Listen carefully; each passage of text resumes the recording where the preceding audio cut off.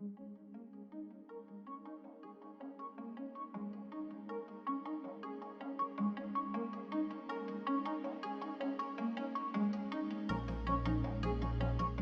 a service engineer apprentice and I've been here a year and a half. After leaving school, I was a bit confused on what to do. I didn't want to go to uni, I didn't necessarily want to go to college. I wanted to get a bit of experience of learning and earning at the same time. And I'd already done some work experience here, so I was already interested in the types of things HYDAC do and the people that work here. I'm already quite familiar with them, so when the opportunity came, just jumped at it, I guess. The qualification that I'll get is a MOE level 3, so that's a maintenance operations engineering technician.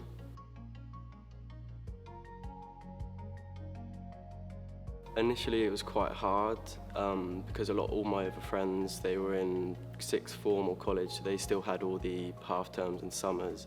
But now that everyone's working full-time, I feel like I've had a bit of a head start, and it's definitely helped me settle into working life, doing it from an earlier age.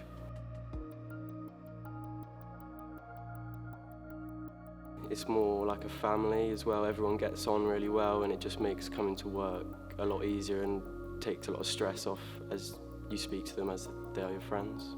Well, as an apprentice, I can learn from everyone else. So there's people in my department that have been apprentices before, so it's easy knowing what to do as they're my mentors, so they've been through it all before and they can help me out step by step.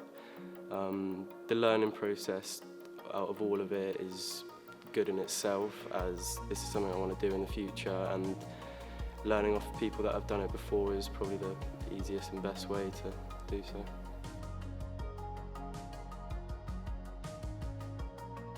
I'd say going out on site, just getting hands-on experience, not something I've ever done before, so it's good to get the experience, get the knowledge to bring back and put back into my work.